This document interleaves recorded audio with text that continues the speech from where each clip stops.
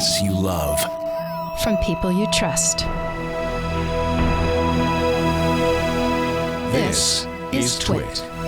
Bandwidth for All About Android is provided by CacheFly at CacheFly.com.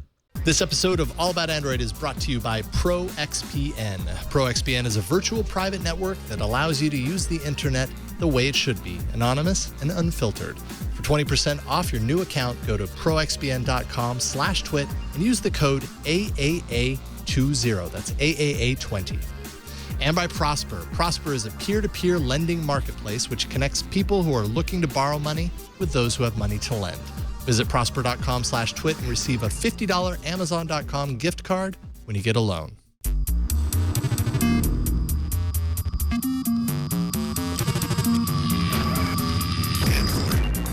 Hello and welcome to another episode of All About Android, episode 157, recorded on Tuesday, April 15th, 2014. We're your weekly source for the latest news, hardware, and apps for the Android faithful. I'm Jason Howell. I'm Ron Richards. And I'm Gina Trapani. Hello, welcome back. We survived a 2-hour episode last week. I'm not sure how we did that. It was quite the marathon. It was a good one. I was a little dizzy at the end of that one, I got to be honest. It was fun, though. It was fun. So It's nice every now and then to do that. Yeah, sure. Stretch it out a little bit. Keeps you on your toes. Hopefully it keeps people awake. That's all I'm saying. It's 2 hours is a long time, but we made it. And we are super thrilled to welcome back. I can't believe it's been as long as it has. Russell Hawley, mobile editor for Geek.com. Welcome back, sir. Hey, thanks. Absolutely. It's great to have you back on board today. And we are united in one disappointing fact. One sad, disappointing fact. We'll just start off with this one, because all four of us got the notice, the email, probably sometime last night. Yeah, 7:06. Yeah, somewhere around there that basically said Google I/O is not in our future at this point. Do we want to read I want to add the no. Because I don't even want to relive it. No, you sure? Because I have it.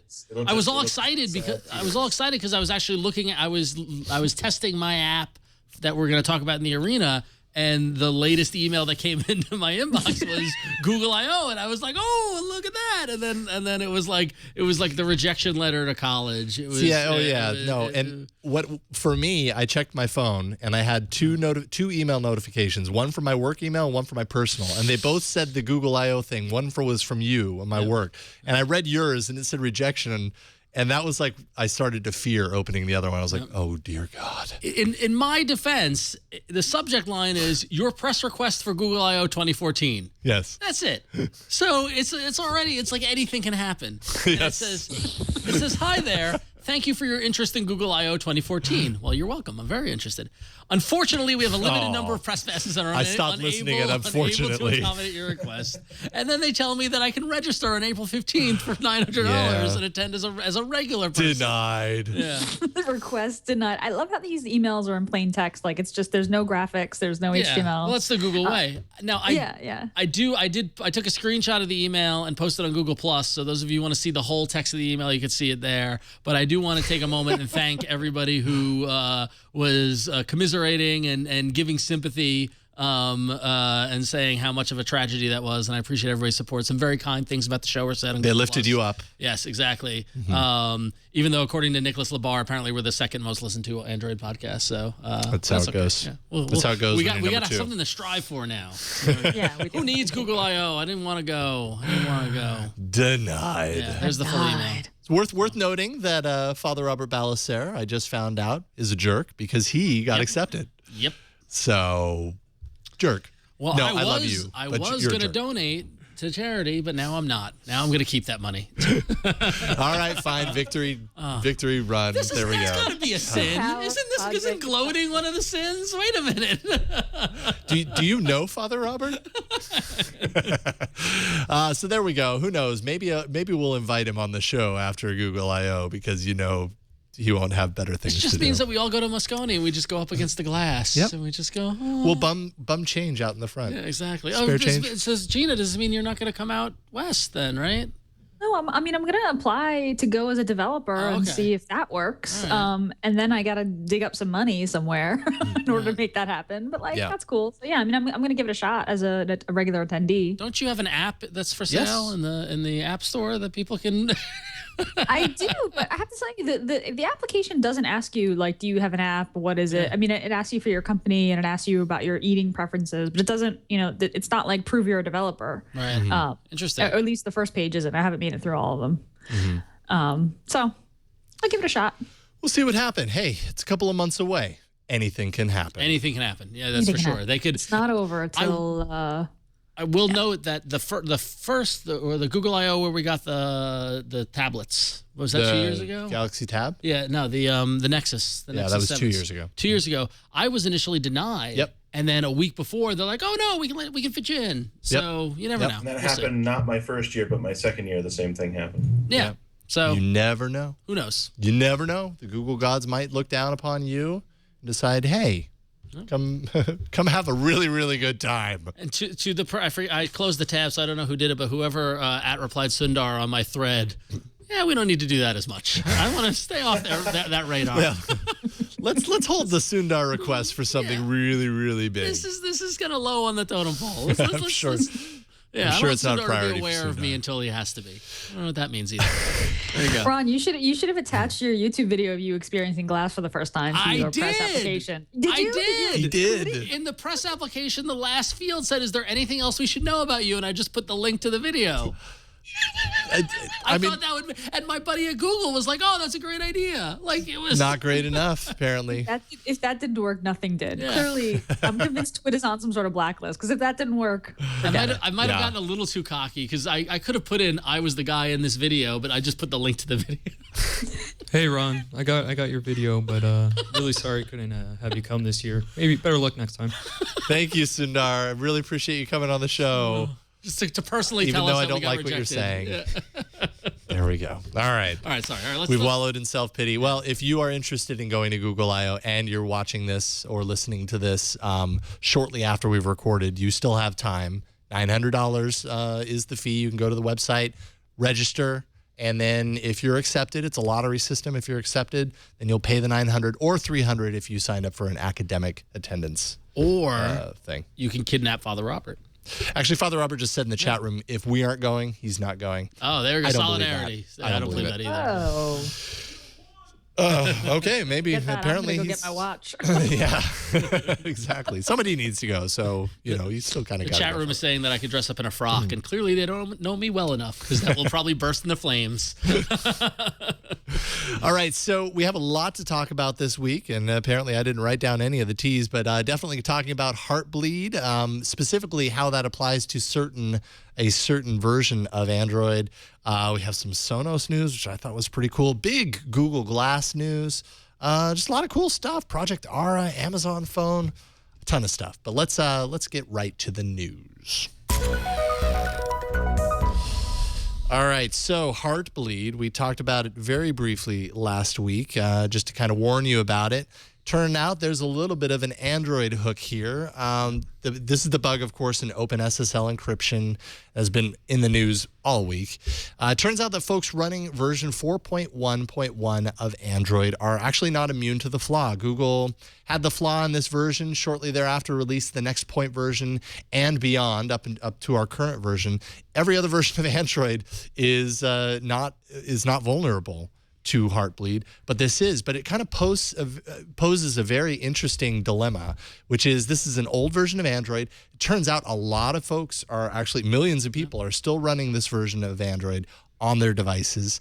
Google has obviously released the fix in point update to that version, but then it lies on the shoulders of the carriers or the manufacturers to actually push that update, spend the time to integrate and push that update out to those devices. And, history has proven that that's not necessarily the easiest thing in the world to do. What do you think about this, Russell? Do you think people running devices with 4.1.1 have a shot of getting an upgrade, or are they going to have to get a new device? Or what do you do here? Because Heartbleed is such a big deal right now. It's definitely a huge deal, but I also think that there's two problems. And the first is actually educating that particular group of people as to why it's important.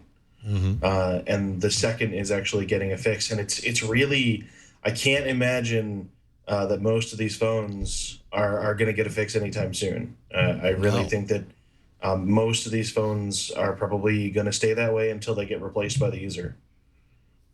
Yeah, I guess we'll have to see. This is jelly bean we're talking about. Like, this isn't gingerbread. This is jelly bean. So this is a really big deal. And I wonder if this is the kind of thing that has to happen in order to shorten that update cycle, from Google to users. I mean, cynical side of me is like, it's not going to shorten because this requires a bunch of people working together and getting stuff done faster. But this is one of those things where it's just like, this is a huge problem. The fact that updates take so long, and it's not just a fragmentation, black eye, PR black eye. This is a serious bug that has real repercussions for users. And I want to see the carriers and manufacturers work together to get this out faster, because it's, again, jelly bean. This isn't people using like old Android phones. This is a very recent version of the OS. And this is really this is the worst kind of situation that you can think about, because this is what you almost fear would never happen and that you don't want to have to prepare for. Like, what happens if there's a major security flaw and a OS level update needs to occur? This is now, it's real time, it's happening, and there are people out there who are exposed. And the carriers should have, I can't imagine someone at a carrier sitting there going, we'll wait till the next update or what, I got to imagine there's a level of priority, but now we're really going to find out how long it really does take. Right, because when did 4.1.1 come out? I mean, that was well over a year ago at the very minimum. I'm sure many manufacturers, those devices that are still running it and aren't being updated, haven't been updated, probably were never planning on being updated at this point. Right. So is that urgency enough to move them to make a change, or are they just kind of like, well, it's an old enough device, I guess what you have to do is get another device? The whole Heartbleed thing is all weird. I can't tell you the sense of relief I had when I heard back from my host that my company site wasn't affected by it. I was like, oh my God. But when you think about the number of people that the number of servers that are out there, the number of and the total number of exposed, kind of services and that sort of thing, I was shocked that when we first thought Android was safe, I was honestly shocked, and I expected it to be worse. But then the fact that this bug has been out there for years, and that we're just finding it out now. Yeah. I wonder if someone's doing a risk assessment, going, well, nothing happened up to, but now people are even. But now, it's gonna be exploited. If it wasn't already. Yeah. Now it's just knowingly exploited. Yeah. Oh God. Right. So just basically, if you have a phone running Android 4.1.1, just throw it in the nearest body of water and go get a new phone. That's all you can do. No, I'm just totally kidding. But hopefully they update it soon. By the way, somebody in the chat was asking how many phones are running this. This is 34% of Android devices use 4.1 software at this point, based on Google's last statistics, version number statistics. That's 34, a third. Yeah, that's no small number. Well, compared to 2/3 of the web, that's kind of it's less than that. Yeah. Good point, Ron. Good point. Touche. There we go. All right. All right. Wow. Speaking of security. Yeah. Google's bulking up security on Android. We talked about this change in security before it was official, but Google has officially announced now that its verified apps feature that checks for malware and security issues when an app is installed will now cover the apps on your device for as long as they are installed by continuously checking their validity. If an app displays bad behavior, a pop-up will alert the user of this. Really interesting note in this Recode article. I was curious to know, how effective is Google's kind of pop-up that says, hey, this app has, is flagged for malware. How effective that is. It's apparently really, really effective. Apparently, fewer than 0.18% continue once they get that warning from the verified apps, kind of security checker. So that's very effective, actually. Yeah. So good to know. So Google will be constantly scanning and checking your apps, even as they're updated, even as one company sells that app to another, even as, whatever, some open source hacker injects some malicious software or whatever. So it's good to know. Mm-hmm. And I'm not sure actually if this update happens in Google Play Services for everybody, or if this is just going forward. I believe it's a Play Services thing. It would be Play Services, because it would run along with what's existing right now, so that would make it a part of services. I wonder if there's any change in Play Services that could address the Heartbleed bug in a similar fashion. Like some sort of patch or something? Yeah, some sort of way that Google could get involved, even though they kind of did by updating the source into the future, the next version of Android. But I don't know. It might be the easier solution than asking all of these different manufacturers and everybody to change kind of their direction as far as their update plan. Yeah, it's true. It's a good point. I think if there was probably a way, they would have done that. Unfortunately, that's true. They probably would have. That probably would have been this big red button that says update. We could press this. No. Let's talk to the carriers first. Let's just see. But that's the thing is that like I gotta imagine. I don't know. You gotta think that Android, the mothership, has some way of doing every phone on Android take this kind of update. But I guess not. Yeah, I've just been spoiled with my Nexuses, but yeah. And Chrome, right? Yeah, and Chrome, exactly. Yeah. But right. Anyway. Well, so on some more lighthearted news for you music lovers out there, changing gears a little bit. If you need to get some relief from Heartbleed and from other security flaws and things like that, and you want to listen to some nice music, and you happen to be a Sonos customer, an interesting development happened. Sonos recently overhauled their apps for both iOS and Android, and a funny thing happened when that update was installed. Sonos installed casting, Chromecast-esque or Cast like technology to allow Android users to send music from Google Play Music to their Sonos devices. Awesome. Which is the first time that Sonos has ever allowed another piece of software to operate their hardware. Which is, I mean, I literally had to read this article twice. I was like, wait a minute, because Sonos is notoriously, so if you don't know what Sonos is, it's this speaker system that allows you to put speakers throughout your house, and then you can have an app, and the app you can control the music you play, and it ties into Pandora and all that sort of stuff. People who use it love it because you can set up different playlists and zones and have music playing in the living room and different music playing in the kitchen and all that sort of stuff. But it's always been tied to the Sonos application.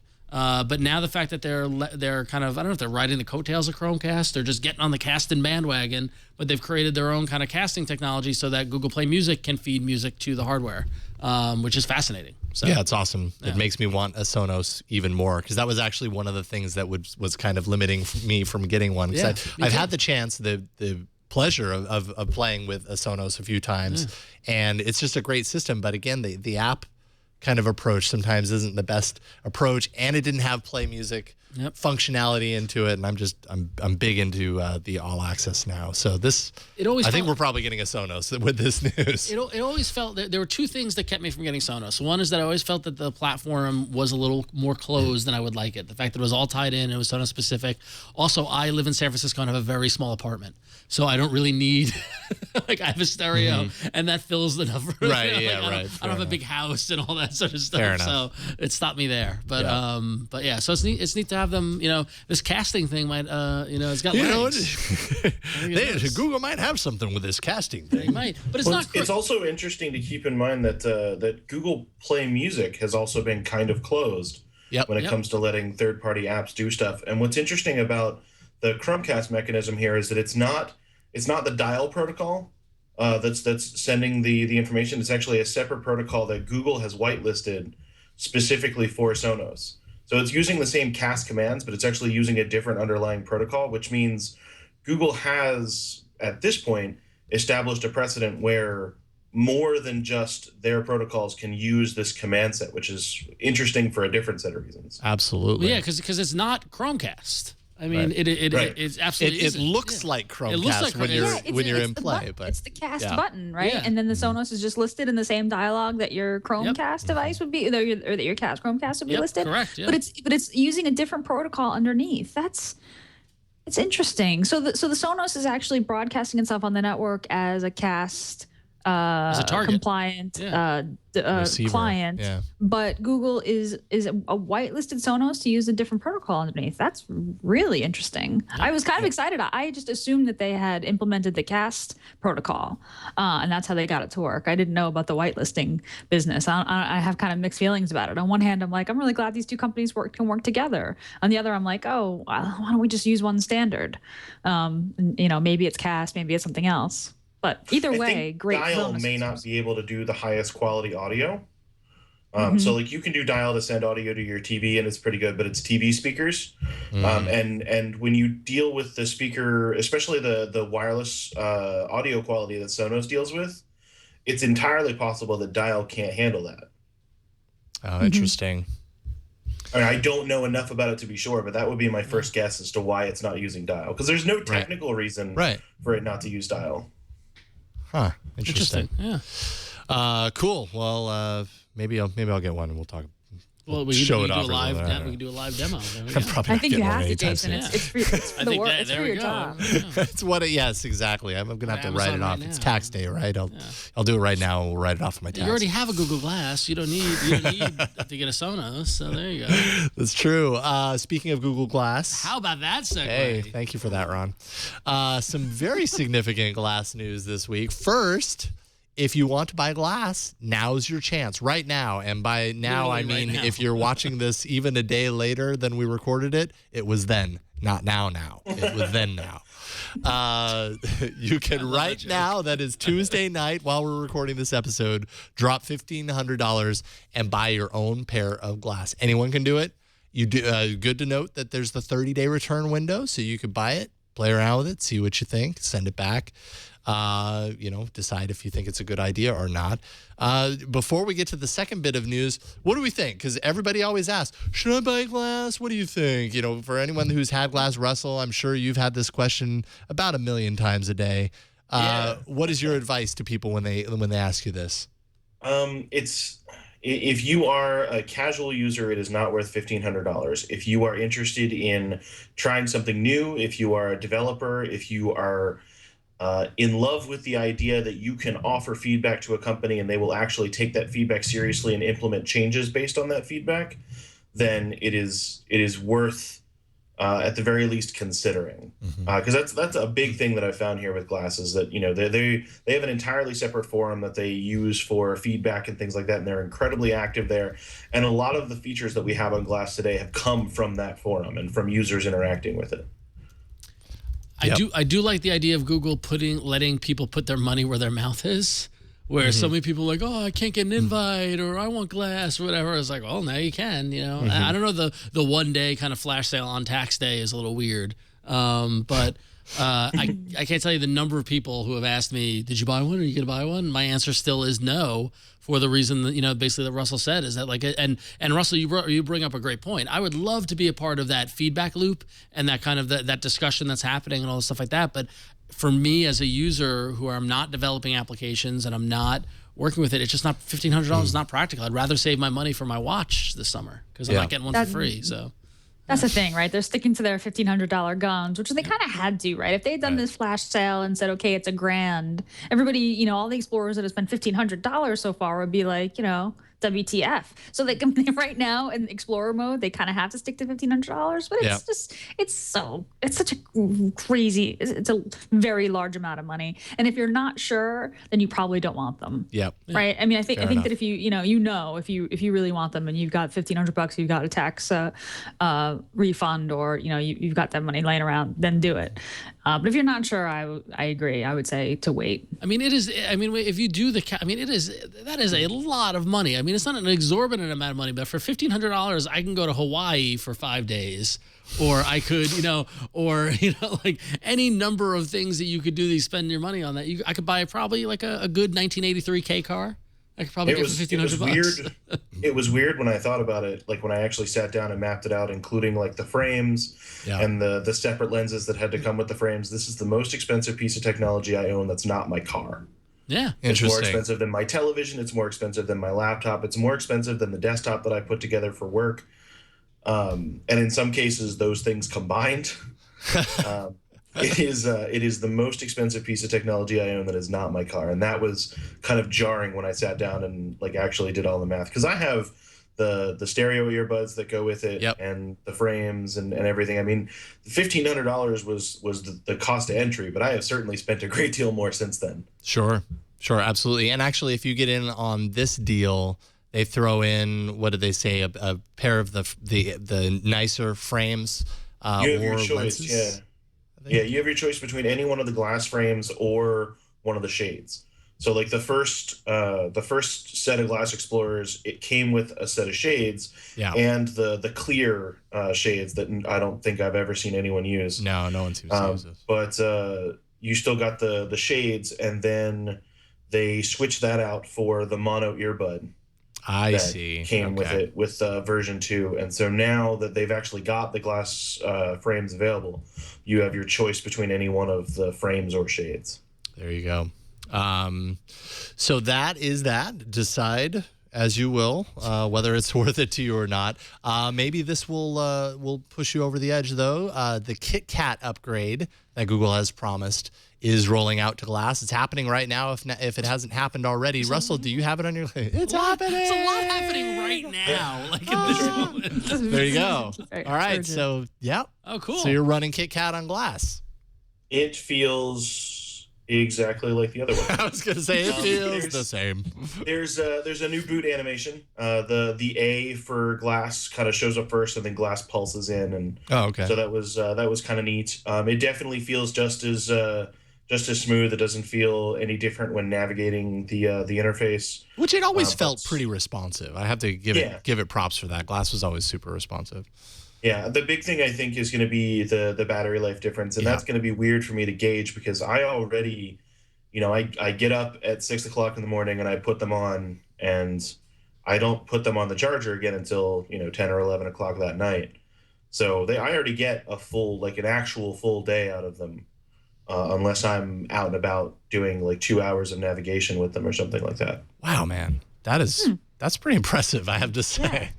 Yeah, I mean, it took a while for them to get here, and I probably wouldn't have put my glass frame on them if I couldn't get a whole day out of them. Yeah. But once I was able to, it's really significant that I'm able to get an actual day out of it. It's pretty much exactly a day. When I put it on the charger, it's usually at about 10%.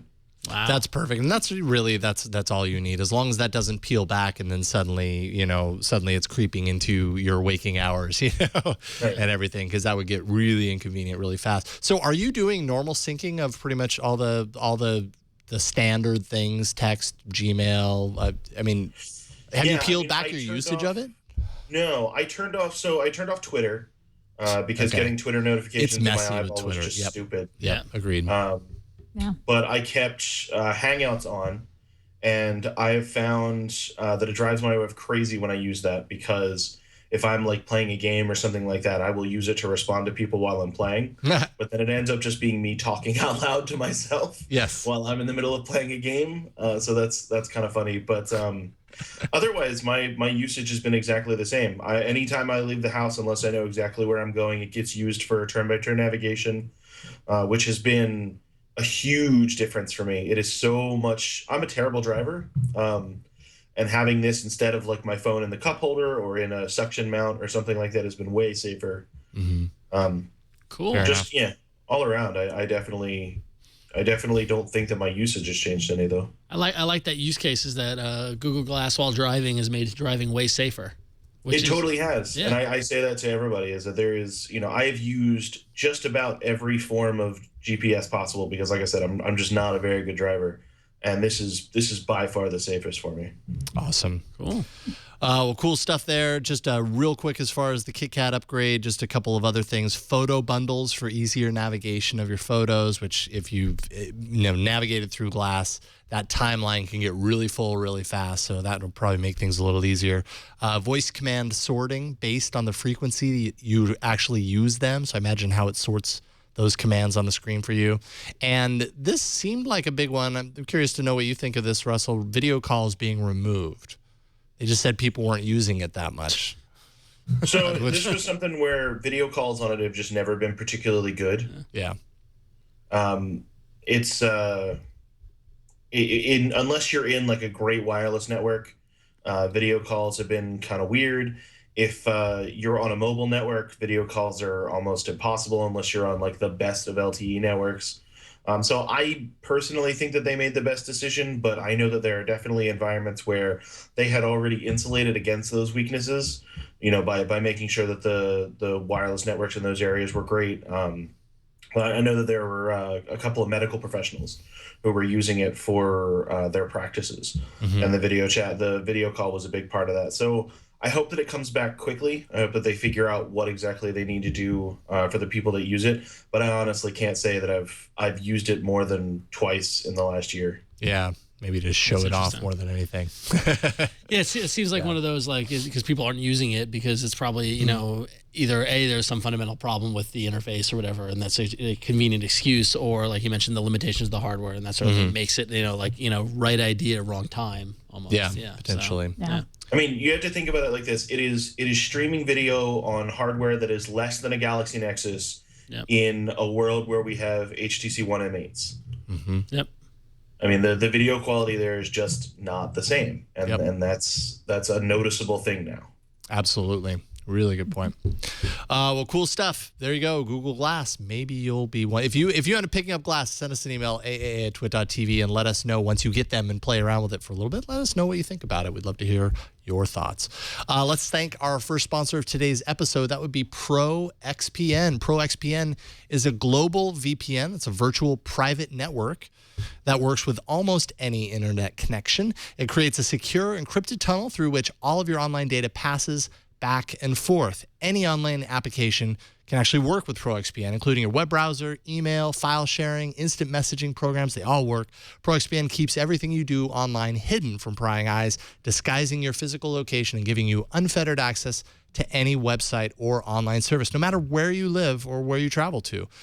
Super convenient that way. If you find yourself in different places, like the coffee shop or whatever, you need this kind of protection, right? Yeah. I know that I've been in a coffee shop with my laptop. It feels weird to just kind of hop onto the Wi-Fi and start searching and check my email, because you never really know if someone's going to be there. How safe is it? Grabbing those packets out of thin air. So that's kind of what ProXPN is all about. It protects you in those places on what might just be a public Wi-Fi area.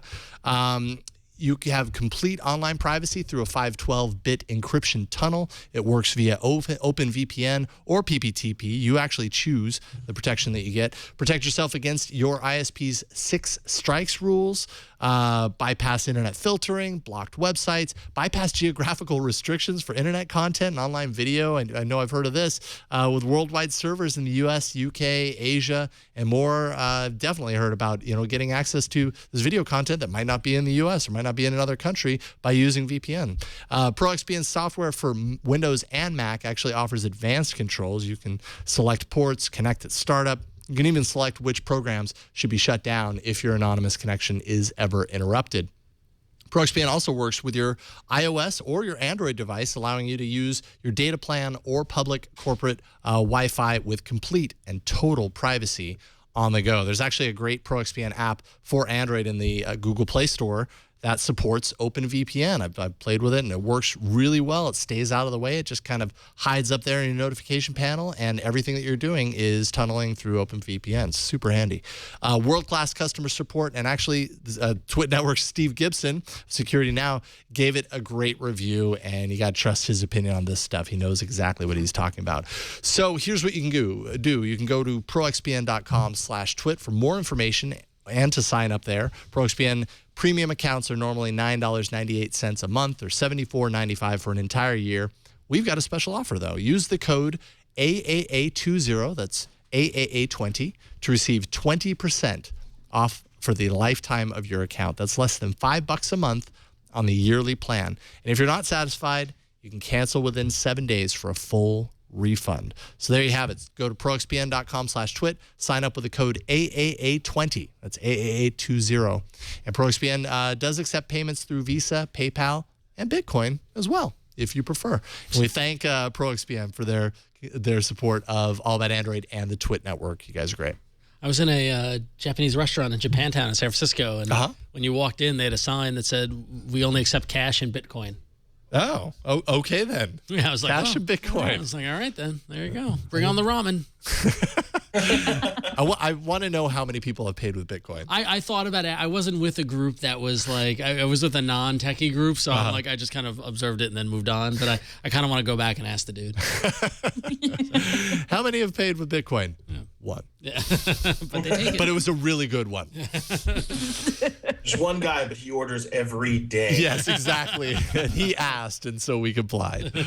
All right, let's get right into hardware.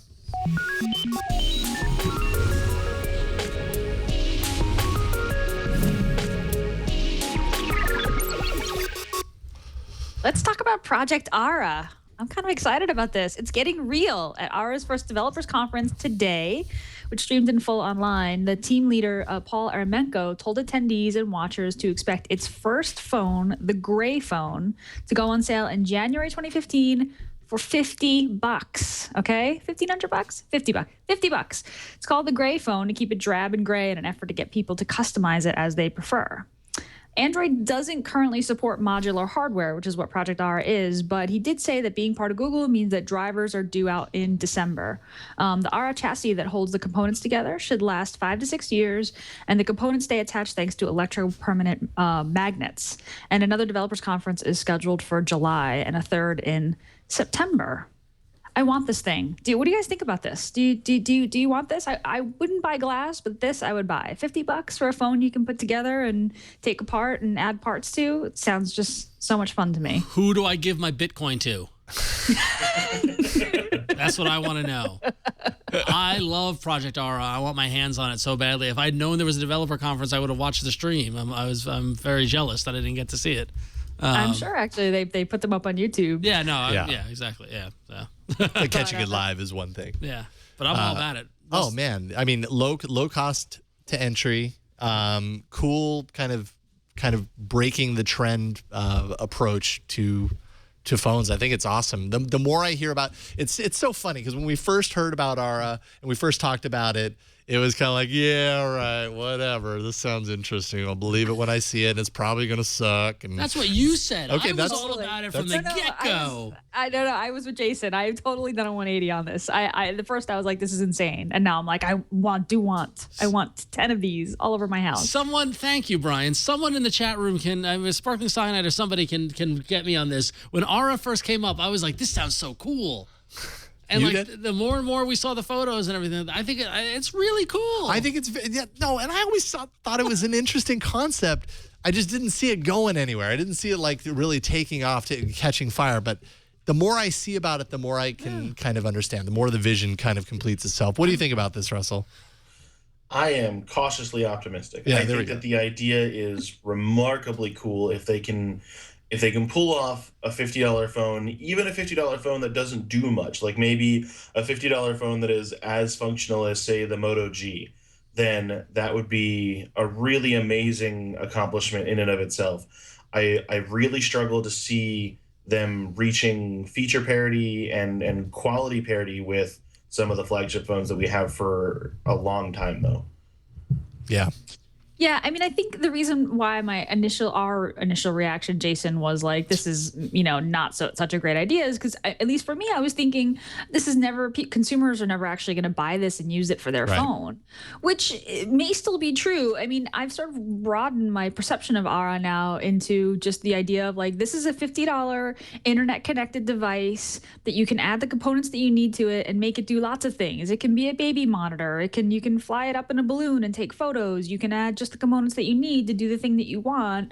Awesome, like great for kids, like cool for just sort of maker projects. Like I don't know that I'm going to carry the Gray phone, in my pocket and use it as my full-time phone, but there's certainly lots of ways that I could use an internet connected, device that uses Android with a camera and a GPS and accelerometer and whatever else I decide to put on it and run, apps on it. Lots of the apps that we reviewed here kind of repurpose, Android devices for different reasons, and that's something that I might use an Ara device for. Mm-hmm. Yeah, and the way it all kind of clicks together, I think I just assumed it was going to be cheap and fall apart, and who knows, maybe it would, but it looks like a pretty solid, nice, tight little unit. Admittedly, it taps into remember those old Radio Shack wiring kits we grew up with, it taps into that nostalgia a little bit, like a modern kind of aspect of it. Mm-hmm. But from the moment I saw this, I saw the potential for it and what you could be done with it. And the question was, how are they going to execute on it? It seems like they're serious about it. So I think it's just so crazy. I have to give. It's funny you mentioned the Radio Shack kits, because what you missed during the live stream today, Ron, was that he was able to take one of the modules off and then with his thumb pull the module itself apart and see the board. Oh, that's so cool. So I mean, he pulled one of the modules out early on and said, so this is the Wi-Fi chip, and split it in half and went, so here's the Wi-Fi thing and here's the antenna, and like it's all here. And it was, I mean, it was everything. The user for this has access to everything, and that is incredibly compelling. That's compelling. The more I hear about this kind of hyper customization from a hardware standpoint, the more I fear what the carriers are going to do if and when this ever gets to that point. Well, because they're going to be like, wait a minute, you can do anything you want with the hardware? That ain't coming anywhere near our network. I could just see it. Well, yeah, and the thing is, I mean, this is so obviously not for everyone. Yeah. Like this is not like, I'm not going to load up my mom and say, hey, here's your new phone, and look, you can snap out the camera and replace it with a bigger battery. And, right. Like that's not going to work. But for like nerds like us, I'm all about it. Cool stuff. So hopefully the carriers are a little more supportive of it. It's just so cool. How could you look at this and not think it's cool? I don't know. It looks awesome. Looking forward to it. And you don't have to wait that long. Look at that. January, right? January, first model. That's really not that far away. I've been. We're gonna snap our fingers. Is bullish the term? What's the thing when I was weary of Google Glass? Yeah, bullish. Bullish is when you're for something, right? Yes. I don't know. I don't have any money, so that's how I don't know bull and bear stuff. But I was enthusiastic about Google Glass, but realistic about the money involved in the application. I'm enthusiastic about Android Wear, and I mean, we'll see what the price on that is, but I don't care. I'll give you all my Bitcoin. But Project R, I think, if the price is right, I will totally plunk down the Bitcoin and get one of these. So there you go. I need to get some Actually, Bitcoin. Does anyone know? I was going to say Ron Richards is all about Bitcoin. I actually don't. I just read an article in Wired about it. It's very fascinating. Apparently, people use Bitcoin as a currency. Oh yeah, it's this thing. That's what I hear. It is a thing, Ron. Yeah, it does exist. Anyway, well, that's cool. Project R, that's awesome. Also awesome are Amazon rumors. Yeah. It seems like for the past couple of months, it's just one Amazon rumor after another Amazon rumor. They've got a little momentum going right now. They got some momentum. And we already saw the Amazon Fire TV box come out, which is a very nice, snazzy box we had here last week. That was fun to play with. Mm-hmm. That was last week, right? Yeah, I think so. They blurred together. But now we've got some rumblings of the Amazon phone, and it looks like it might be a little more of a reality. And Russell, sure enough, you've got the article on this. Yeah, so tell me all about this Amazon phone. So this is really crazy. If this turns out to be true, the front of this phone has got a regular front-facing camera and then 4 additional infrared cameras. And the idea is that it will use those 4 infrared cameras to act as a sort of tracking mechanism, either for your face or just as kind of positioning for whatever environment you put it in, and to create 3-dimensional effects on the screen. The big thing is that it would be this kind of parallax, glasses-free 3D experience when you go and use the phone. And I don't know what that means yet, but there are certainly some instances where I can see that being really, really fun to play with. Maybe not necessarily useful, but fun to play with. Right. Yeah, it doesn't necessarily scream utility. It's that we know of, though. But we know of. I mean, okay, so Boy Genius had the article that this kind of came from. I think the leak hit Boy Genius in the beginning.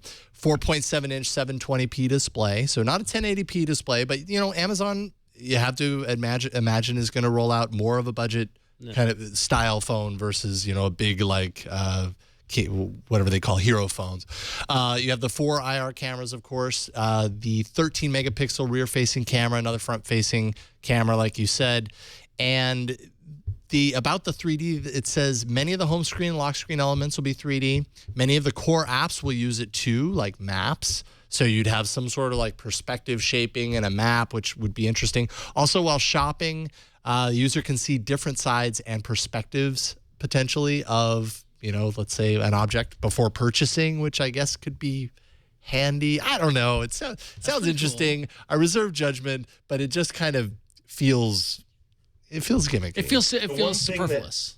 One thing that BGR didn't mention that occurred to me as I was looking at this, that the infrared cameras could actually be really useful for, is using the front-facing camera for like a legit, actually secure face unlock. Oh, if you right. have 4 infrared cameras, you can get a really clever map of your face. Yeah, absolutely. And with infrared, you wouldn't be able to use like photo or something like that. You'd really have something interesting there. So if Amazon goes that route, then this phone could actually be really secure. That is very interesting, actually. That would create a really kind of unique 3D map of your face that you couldn't just hold up a picture to and trick. That would be cool. It's possible announcement in 2 to 3 months with a launch later this summer, initially US only. These are all still details kind of from the same leak. So I don't know. Are we excited? What do we think? We're going to rush out? Not as quickly as Project Aura. Yeah. But I mean, I'll give it. I'll once again, like, let me see it in the wild. Let me see it work, and let me see what the applications are. And it's another thing that's just so wacky that maybe there's some sort of application that I haven't even thought of, that we haven't even fit. So we'll see. Yeah, what I mentioned on TNT this morning that kind of occurred to me. This has been in the works. This 4-camera front-facing 3-dimensional user interface Amazon phone has been in the works for years now, and like my thought is, okay, so that puts it, let's say 3 years ago. What was the hotness 3 years ago? It was 3D, and we saw 3D phones, and everybody was kind of jumping on this 3D bandwagon. It turns out, coming out the other end, people aren't as excited about 3D anymore. But Amazon's already invested all this time into it that, so maybe they're hoping to kind of do the Apple thing where they're like, yeah, you've seen it before, but you haven't seen it done right. They're going to make it work, although I don't know why. But yes, remains to be seen. So there we go. All right, so I have here the Galaxy S5. We showed it off briefly. Maybe a little bit more than briefly last week when we unboxed it. Got a little bit of email about that unboxing, but hey, it was first impressions. In our defense, it was an unboxing. It wasn't a full-on review. So I played around with the S5 now for a week, and I did a full review on today's Before You Buy. So if you want to see the full review, check out twit.tv/BYB. Today's episode will hit there eventually, and we can kind of, you can kind of see what I think about it in full. But ultimately, I'll just kind of give you the quick breakdown. Design, still not a huge fan of the kind of plasticky bezel and everything, but I got to say, after a week, the feel of the phone and everything kind of grew on me. It's a little slippery in the hand, and a lot of people are going to get this and then throw a case on it anyway, so that might not be a big deal. The display is gorgeous. It's a full 1080p display, and it's a Super AMOLED, so it's kind of amped up on the saturation level, but everything I just loved. Just looking and interacting with this screen, it was really fantastic. A lot of the software enhancements, Samsung still has it all in tow. It's TouchWiz, and they have some interesting stuff here. Things we've talked about before, like Smart Stay, where if you're looking at the screen, it keeps it on, and when you're looking away, then the timeout might kick into gear. It has this little toolbox that you can get on to access little, kind of a chat head style approach of accessing little shortcuts to different things. Two finger pull down gives you the settings. One finger gives you notifications. Lots of the TouchWiz enhancements that if you're okay and you're open to running a phone that has these kind of software features, you're going to find them in bulk and in the Samsung Galaxy S5, and that might be a good thing for you. It also has the multi-screen or multi-window, just a lot of stuff like that. Camera, it's a, what is it? It's a, what is it? 14 megapixel, I believe. Why am I suddenly blanking? 16 megapixel. There we go. 16 megapixel camera on the back. It has a lot of different things like a live preview HDR, which I thought was pretty sweet. So you see the results of the HDR as you're taking pictures. So that's pretty handy.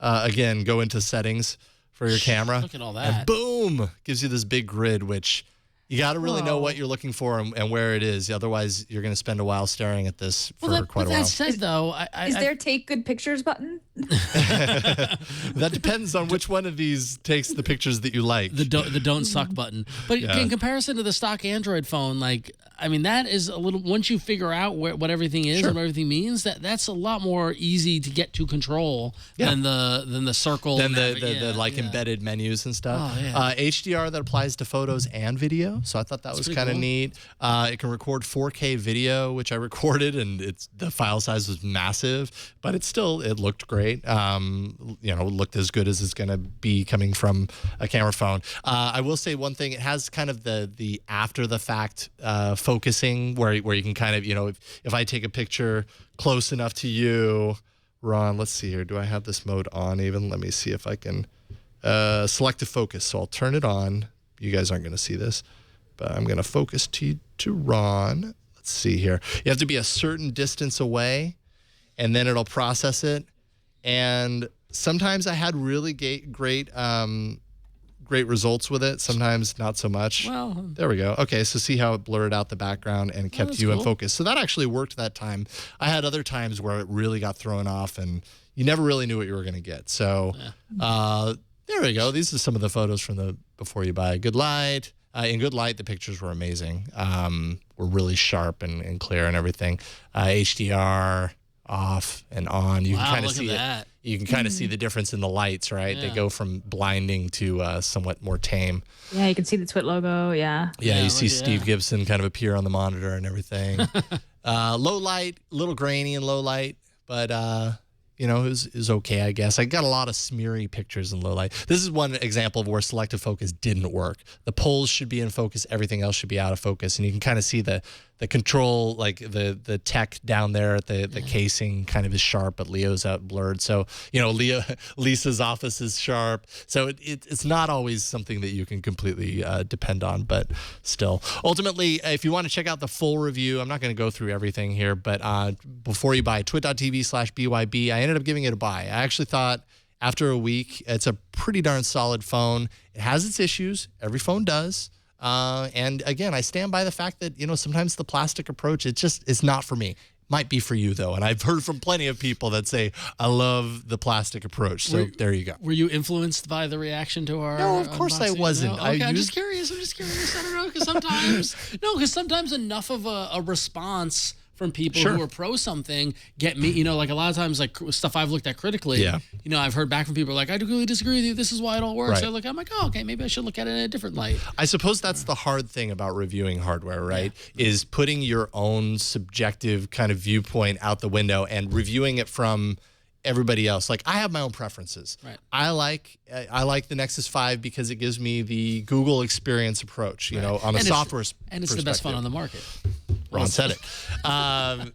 So when you review a device like this, and Russell, you can probably agree with this as well. The hardest part for me is kind of putting my own personal preferences aside to then be able to determine, is this going to be a good phone for somebody else that maybe likes the plastic approach, or whatever it happens to be. It's a fine line to cross, I guess. Yeah, I mean, my personal favorite phone right now is still the Moto X, but I can't very well look at people and say, well, the Moto X is clearly superior to the HTC One and the Galaxy S5, because they probably burn nasty things in my front yard. But it's definitely you do have to kind of set aside those personal preferences for.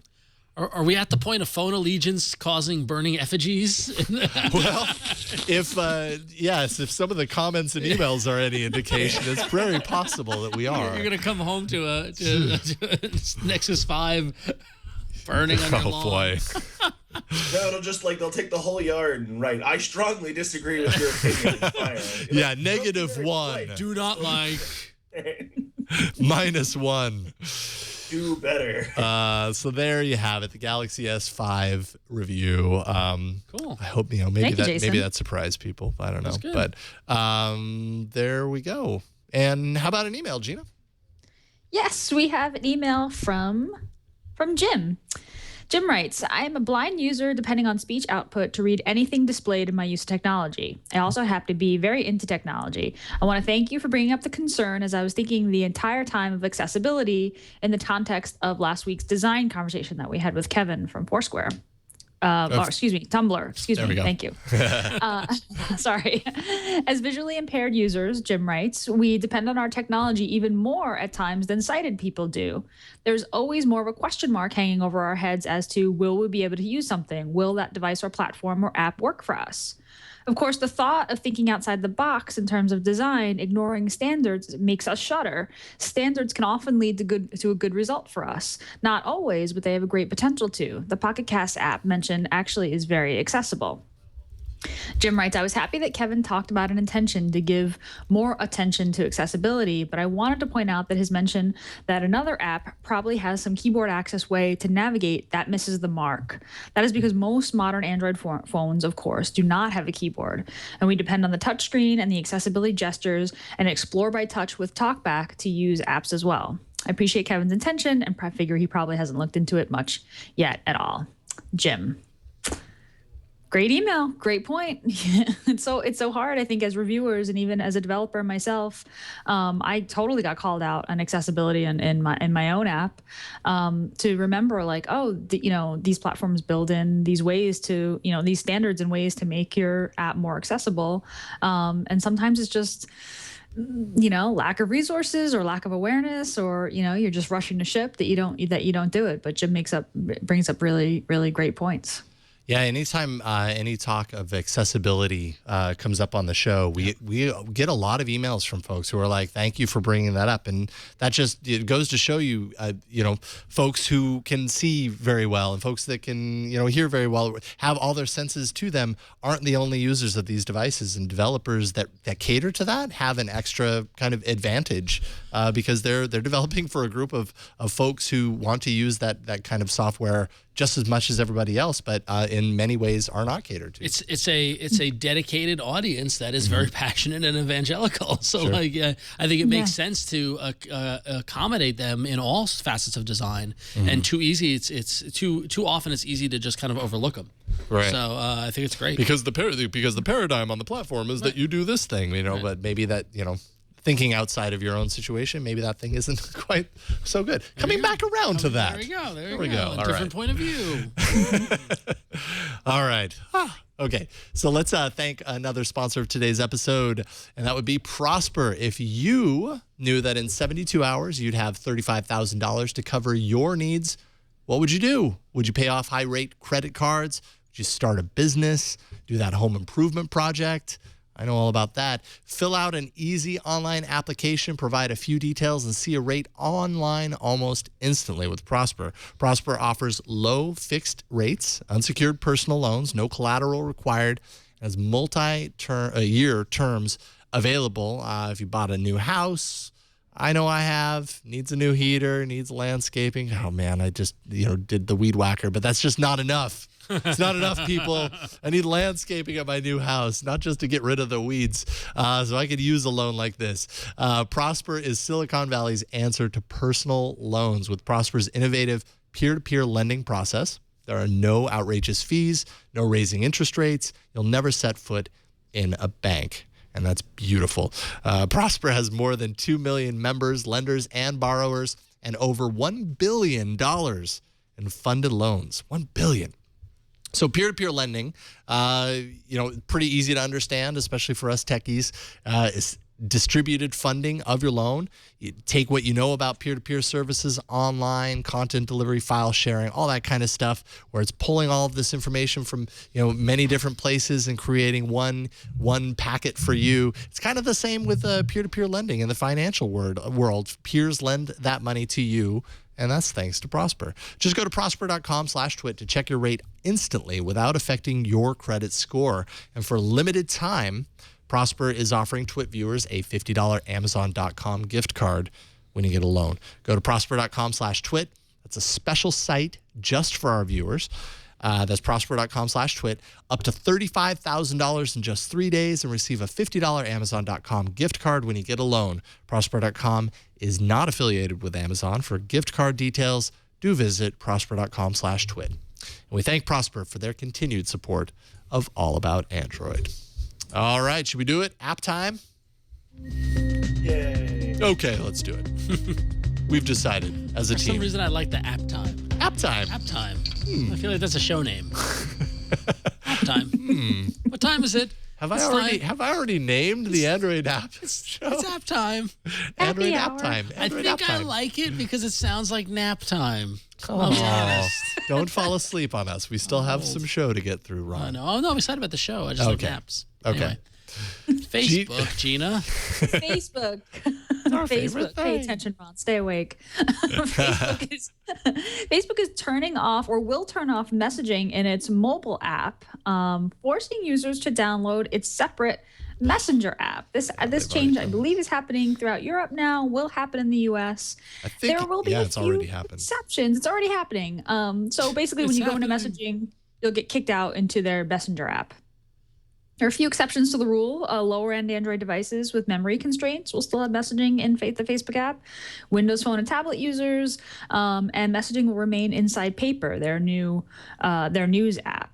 So this is kind of interesting. I mean, on one hand, it seems like it's going to slim down the core Facebook app, although I don't really understand how that's going to work if messaging still exists in some contexts but not others. I guess it's a different download or a larger download for lower end devices. And I don't know. Maybe divorcing Messenger means that they'll be able to roll new features into Messenger or combine it with WhatsApp or have them complement one another a little bit more. Either way, it looks like we'll have at least a slimmer core Facebook app to download and run on our devices. I was all ready to be just incensed about this, very upset about this. I was all ready, and then I realized I don't use Facebook messages for anything, so I don't care. So there you go. Well, but do you use the Facebook app? No. Oh, you don't use Facebook at all? I have it. I mean, I have it installed, and I look at it from time to time. I mean, I did notice the app updated, and it's a very nice new app. They did a good job on it. Mm-hmm. But the divorcing of Messenger and all that sort of stuff and having to download another app and not being able to do the messages in my app, I don't care. So. Yeah. See, I don't use Messenger very much, but I do use the app sometimes. So I'm like, I guess I'm all for having a smaller app if I'm not using this whole different component of it. Oh. But that's not the case for you at all. You just don't care. I just don't care. Nope. I think you're in company because I think a lot of people, particularly that are in the Google Plus world, have abandoned Facebook for. Well, it's not even a Google another. Plus world. Know what I want? No, but I think a lot of people in the Google Plus world would agree. Yeah, know what I want more than anything, Facebook, is I want the ability to turn the messenger off. And if someone sends me a message to auto reply saying, please email me at this address, I do not check this. I mean, for a large percentage of people, Facebook Messenger is how they talk to people. I know. It's that's crazy. just how they talk to people. So from that perspective, I suppose it kind of makes sense for it to only exist as its own app. It was kind of weird that Facebook had the chat integrated, and it was like a dumbed down version of chat compared to the experience of Facebook Messenger. Now you still have the chat area, and you can still kind of see your messages in your inbox, but when you click it, it automatically goes to Messenger and puts up your chat head and everything. So I think the integration is fine. I think just some people aren't going to dig having to install another app if they didn't have to before, but maybe that's not a big deal. I don't know. Russell, Facebook, yay, nay?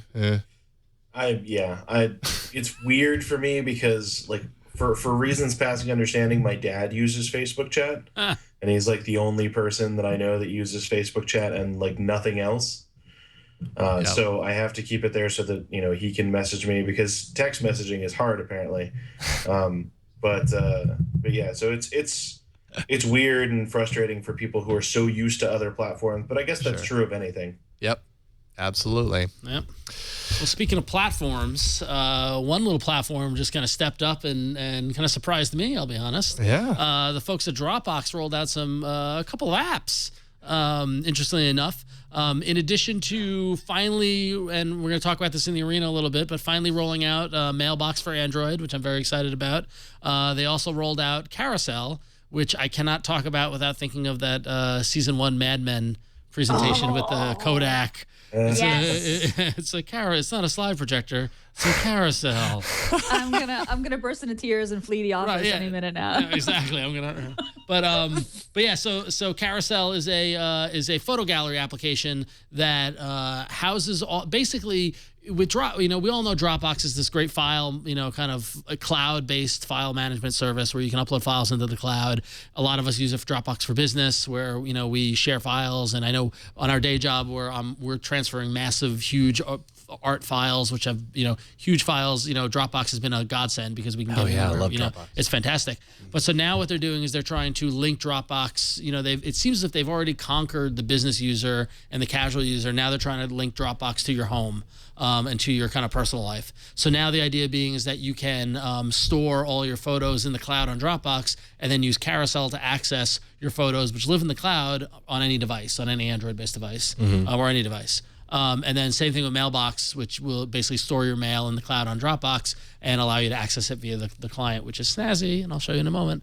But yeah, look at Dropbox kind of, step it up and trying to move beyond just file storage. So suppose they kind of have to, and I certainly have, auto upload. I have my photos auto uploading to Dropbox and to Google+. Yep. I'm not entirely sure why I do that. I think probably because if it goes to Dropbox, then it ends up on my desktop, and then I can move that into my iPhoto. My photo situation is a mess, and then I still have it backed up online because it's in Google+, because I have everything going to Google+, and that's probably the library, of my photos that I use more often than anything. It's like a digital fallout zone of your content. It's just everywhere. Yeah. I think that's the problem. I think Carousel would be a really cool idea for most people. But for me, my Dropbox is this weird combination of dumpster and graveyard for all of my work stuff. And if I were to load up Carousel, it would be, here's the last year and a half of my work and maybe a picture of my kids every once in a while. Yep. So I think that, for the average user, this is an amazing thing. I hope that one day I'll actually get to use it in the way that it was intended, but I kind of doubt it. It's funny that you refer to Dropbox as a combination dumpster/graveyard, because I have a long running when I have the time list, and one of those items on that when I have the time list is to clean up my Dropbox, which is it's embarrassing. I'm looking at it right here on my laptop now, and I have stuff from 3 jobs ago, and literally there's a file on here that was you're gonna need that stuff. Yeah. You're gonna need that. Feature Dropbox really needs to invent just the purge button. Right. Exactly. A flush button. This for a really long time. Would you like to just go ahead and pull this lever and start over? You bet I would, Dropbox. I mean, I have a file with a modified date of 2008 on it. It's just it's not good. And the weird thing is that I remember once I went in to try to delete stuff, and I realized if I delete it here, it deletes it everywhere. You gotta be careful. So I'm never gonna touch it. Exactly. Yeah. So meanwhile, I'm getting notices now that my HTC promotion of 25 gigs of storage is up in 2 days or whatever. Thankfully, I'm not close to that. So if you're over that and it goes away, then you basically can't add anything else to Dropbox, and that would suck. So then I'd have to do something about it, but I don't have to. So I'll just let it stay bloated, I guess. Not my problem. Not my problem now, anyways. it's a carousel. Yeah. It's a carousel. Yes. Yes. There you go. Oh God! I can't. You can't. Oh, jeez. You can't even play it, Brian, because I'm gonna lose it. Oh, Brian's going there. Yes, I think Brian wants to see you lose it. There it is. All right. Audio listeners have no idea what we're talking about. All we can say is, Mad Men. If you haven't watched it, it's a great show. It's a carousel. Okay, and finally, before we have an email and then we have the arena, we have Google's new UI features for Google Calendar, which I suppose was shown to this guy named Russell at some point. It, pointed out some new directions for apps like Calendar. What did you see, Russell? I've never heard of such a thing. So Gmail and Google Calendar both. I was in a really weird situation to play with apps that looked and seemed an awful lot like Gmail and Google Calendar, but they were wildly different user interfaces. And the calendar in particular was just amazing. It was so simple and so plain, and it did this really cool parallax thing when I flipped from month to month, where there was an image in the background that seemed like a random thing, like my Chromecast does, where it's just kind of like a random image as I flip around. But it's it was these really new UI directions and just really cool things coming for both of these applications, for both the web and the app. Yeah, and we're starting to see a little bit more from the leaky ship that is Google about Really? pointing to some sort of a design change from a UI standpoint, and obviously here from their apps as well. So it kind of seems like whatever the next iteration is, be it a point release or a major release, probably going to be a point release. We may hear about this at I/O, there's no guarantee, and it might have some sort of visual refresh. In fact, part of this is also a story at Android Police with some app icons. It's basically a screenshot that kind of shows the merging of app icons that match kind of what's on the web. So if you scroll down a little bit, Brian, you'll kind of get to the side-by-side comparison of current web, current Android, and proposed Android. And you can kind of see where Android right now has, definitely a different style from what's on the web, and that possibly the look of things on Android are going to kind of match what you see on the web, which would make a more unified experience, which makes a whole lot of sense. So I don't know. We might be looking at a nice visual refresh coming up here. I will be very impressed if they're able to take the same technology to change the calendar icon on the web, the fave icon, to the date, to the number of the day, to the app icon. Because when they did that on the fave icon, that blew my mind. And when they can do that on the app icon, that will blow my mind. That would be nice, actually. When you realize that, like, oh, wait a minute, the fave icon is today. I mean, would that be difficult? They know. Yeah. Wait a minute. Google knows the day? This is weird. Yeah. It's getting weird. Interesting stuff. All right, so there we go. We might be looking at some visual refresh coming up here pretty soon. Cool. That's always fun. We got an email. Kevin wrote in, says, surely you've seen this.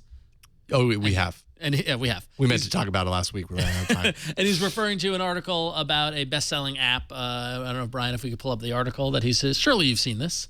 Kevin says, the key takeaway, Apple's vetting process, they say, takes weeks. Google's can take 60 seconds. And this isn't referring to a bogus app that was claiming to be the best-selling app, which turned out to be a scam. Yeah, I mean, the weird thing about this one, right, is that it launched in the Play Store. I'm not sure actually when it launched, but it took off, and it was $3.99. It was a virus scanning app or whatever. Ultimately, it did nothing. Like, from what I understand, you'd install it and you click it, and it would kind of change from an X to a check, making you think that, oh, great, it's scanned and everything's okay. It didn't. From what I understand, didn't do anything malicious. It just didn't do anything. It just took your money, right? It just took your money. That's what it did. But the thing is, because people were buying it, it kind of rose through the ranks of the rating system of best new apps, and suddenly it was number one because everyone was buying it because everyone was buying it. Right. And there was like zero footprint. It didn't use up any battery or anything. The scanning happened so quickly. So it's enough to make you distrust progress bars for the rest of your life. Exactly. Yeah, We're built around this whole idea that progress bar means something. That it's not just a simple animated GIF or some sort of bit of animation. It's kind of like. Speaking of which, baseball season just started. I remember once back when I used to work at Revision 3, I used to take the Muni to work in the morning, and it goes right by the Giants ballpark. And at 8 a.m., I'm going on the Muni, and they were testing the graphics. This is like in March. So they were testing all the graphics, and I could see into the ballpark. And on the big diamond vision, I saw the meter that is supposed to be registering the crowd noise. And it was just going up, but there was Reality no crowd. Shattering. Yeah, exactly. Ruined baseball for me for the rest of my life. some folks in the chat room are saying, oh, there we go. All right. How much of the show is done? This progress bar will tell you. Yeah, if that progress bar knew how much of the show is done, man, that's impressive. Some folks in the chat room were saying that a lot of the purchases were fake. That actually brings up a really good point. If somebody goes in and purchases an app and then gets a 30-minute or a refund in 30 minutes, is it still logged as a download? That's a good question.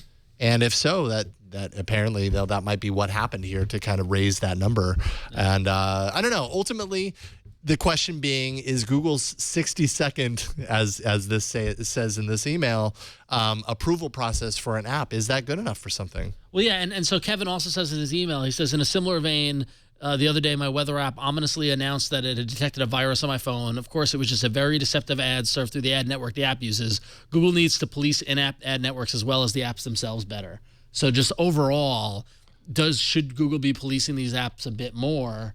Or is its current setup good enough because it catches it eventually? The problem with that is eventually that's kind of a slippery slope, and are these people getting their money back? Or but here's the thing: is that they are. compared to the draconian iOS standards that Apple is doing, which sometimes can be maddening, or like is kind of crazy. I'd rather have open and just buyer beware, and just kind of it becomes more street smarts versus you can only total control, that sort of thing. Yeah. I mean, you have to keep in mind that the iOS App Store takes. I think they said it was it can take up to 12 hours or 2 weeks to vet. And yet they still have chess games in their store that are labeled Halo 4 the day that the game launches. So that, people go and spend, $10 or whatever thinking that they're getting some kind of early look at Halo 4 or an access code or something like that when it turns out to be just a clone chess game. So, I mean, iOS is definitely not immune to this, and they haven't been. I mean, they've tried several times to do this. And like you said, Ron, it's, they go through and they do this, but then once it's installed on the phone, Apple doesn't go back and look at those applications. So the situation that we had a couple weeks ago where there were apps that when the phone was dormant, it was mining Bitcoin for some guy, pretty far away, that kind of thing doesn't get detected on other platforms. Mm-hmm. So it's weird, it's a kind of give and take. Google probably could work a little harder in the beginning, but I think it is definitely more significant that they work harder all the rest of the time as well. Russell, Good point. Can you go back? What is that mining Bitcoin you mentioned? How does one get in on that? Yeah, no. Well, apparently you install this app. What app and is then that? you're What mining app is that Bitcoin. I need to... So it's definitely not mining Bitcoin for you. Right. That's the problem. That's the big problem All right, here. all right, Yeah, it's not your Bitcoin. But who knows? Maybe you can create an app.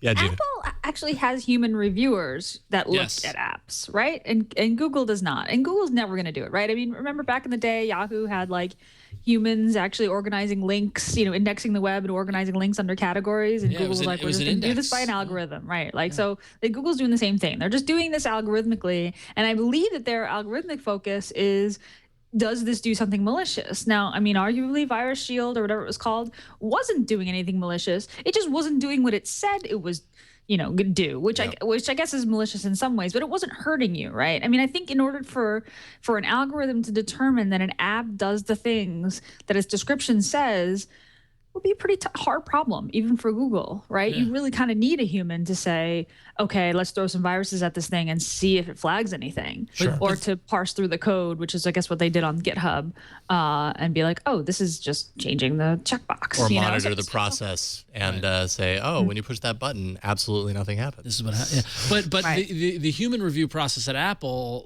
has its flaws as well too. And when we're offline, I could tell you stories, admittedly more on the content side than on the app side. But the human review process at Apple it can be maddening at times. Definitely. You get conflicting reviews. You get one something gets through, but the other something doesn't because two different people looked at it, and so like there are holes there as well too. And what is the right way? I don't know. I mean, I think Google's, like you said, Google's algorithmic approach, and then calling on the community and calling on the masses to report stuff and to look into it, I think ultimately gets to the right kind of thing. Thank God this app wasn't mining Bitcoin for somebody.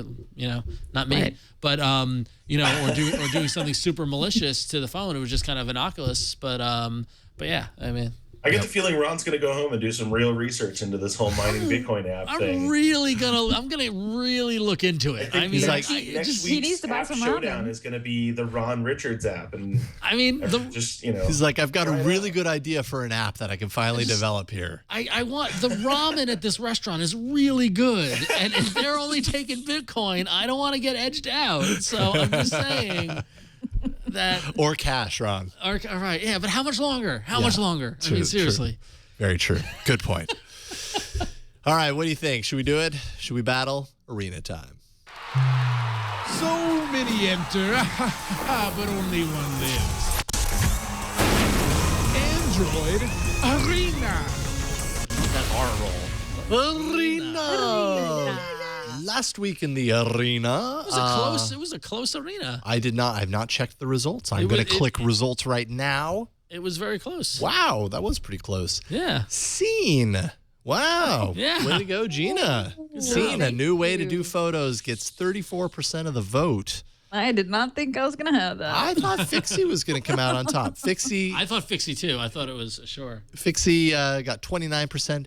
Star Wars Assault Team got 21%. Apparently, people don't like good art. Facets got 16%. That's okay. I kind of saw that coming. So mine, let's see here. You know what? I'm going to show it off on my phone because I've got a little bit. You're just diving right in. You're just stepping right up. Let's do it. All right. You know why beat around the bush here? Let's just get right in here. Time is Bitcoin. Come on, let's do it. Where is it? Okay, so mine is a game. It's a pretty simple word game. It's called Bonza Word Puzzle. And here's how it goes. It's kind of like a crossword dealio. All of these attach in some way, and it's up to you to kind of find out how they do. You get a clue. This is famous ships. I have to imagine Titanic is in here somewhere. So Titanic. There we go. So I've got that. Enterprise. Enter. Oh, yeah. Enter. Oh, wow. Look at this. Wait a minute. You're missing the P. Oh, I see. So Enterprise. Boom. This is cool. Oh yeah, no, but it's kind of hard. I should have started at the beginning because then I could complete one very easily. YRO, see. Okay, Jolly so Roger. Jolly Roger. J-O. Okay. LLY. Jolly Roger. Boom. What the hell's a Jolly Roger? There we go. Achievement unlocked. Daily Bonza. Okay, there we go. Okay, so for every. I don't know. That's what it said. There's your episode title, Daily Bonza. Daily Bonza. You get a little information sometimes down here. It says the Titanic sank on this day in 1912, April 15th, 2014. So basically every day it gives you kind of like a daily theme and a bunch of puzzles that are along that theme that end up in there on every day, basically. You get coins as you solve these puzzles, and then you can go back and you can actually pick up other puzzle packs with your coins, or of course you can purchase puzzle packs as well. But it's just kind of a cool, pretty easy to understand word game that kind of has, a little crossword angle to it. Go ahead. Oh, I'm doing the same one over again. Dang, I should have continued. Now I have to complete this again. Maybe I'll do back to menu. I'll just show one more here. Starter pack. Do something other than, okay, fruit salad. Sure. Yeah. Okay, fruit salad. This is a really easy one. Banana. Oh, because it shows you exactly what to do. See? What do you think? I win. Oh, you got the Bonza. There we go. Let's try one last one here. Let's go N. Mystery clue is N. What do we have? Almond. Okay, so obviously the mystery clue is nuts. Cashew. Cashew. And P. Here, I'll move that. Peanut. And boom. There you go. All right, it's called Bonza. It's a fun little time waster. I like little word games like this. And, obviously it's one of those games where it gets progressively harder as you go along. More pieces and just kind of a good time. Good way to flex your mind skills. It's 99 cents. Again, there's in-app purchases if you want to purchase levels, but you also kind of gain coins, and there's new free daily puzzles, whole arsenal of them every day that you get, that you can kind of build up your coins as you go along. And I believe it's 1 to 500 installs, so it's a low install count. That's a very nice design. And it's designed really well. Yeah, it kind of has a good style and approach to it. So there you go. The description for it says early adopter special. 200 free coins when you update from version 1. So I guess if you get in now, you get a bunch of extra coins. So whatever that's worth. There you go. It's called Bonza Word Puzzle. All right. So Gina, you won. So you're going last. Ron, that means you're up next. What is this thing that you teased earlier in the show? What is this thing? So about a year ago or so, there was a iOS app called Mailbox that came out, and it was all the rage. All the iOS kids were loving it. And there was a long waiting list to get in on it. Everyone was waiting for it, and it was amazing. And then the company got snatched up by Dropbox, and I forgot about it. And now here we are a year later, and Dropbox has brought it back, and they've rolled it out for Android. And honestly, I couldn't be happier. The wait was totally worth it. Here's why. Mailbox is a great, intuitively designed mail client.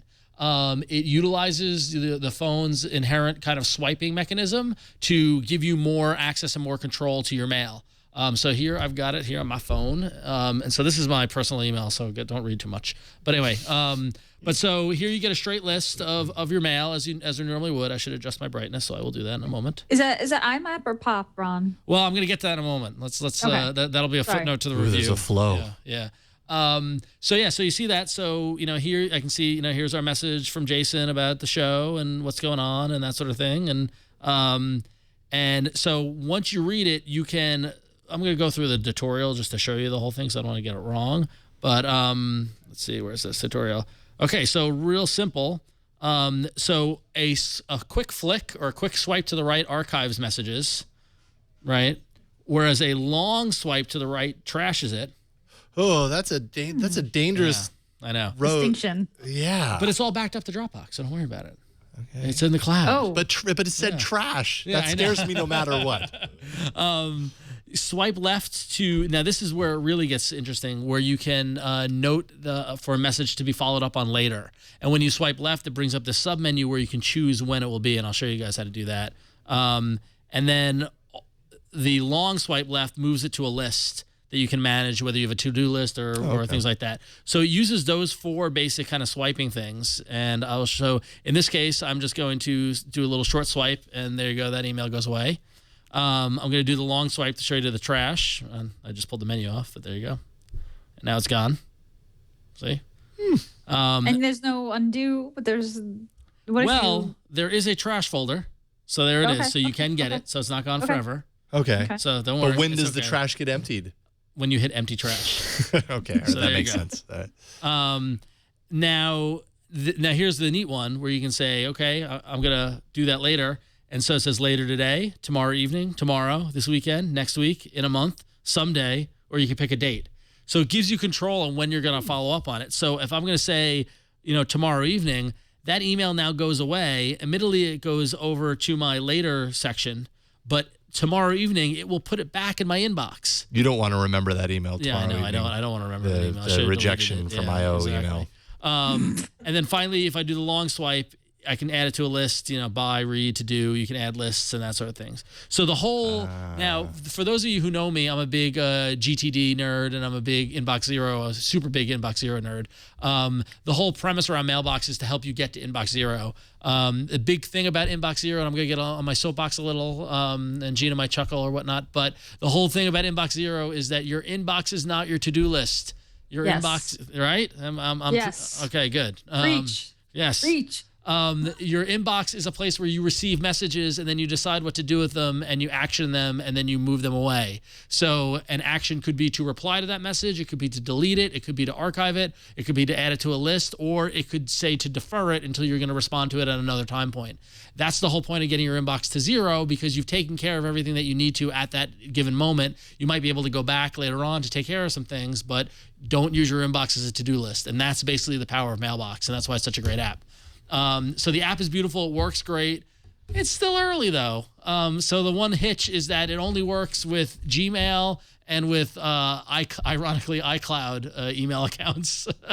So if you are a Android user who has an iCloud, a me address or anything like that, you can't do it. But many of us are on Gmail or on Google Mail.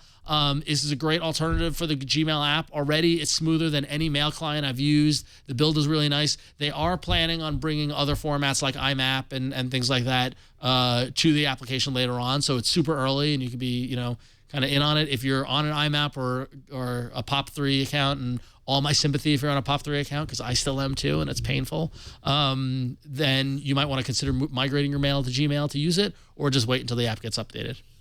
But for now, it's totally free.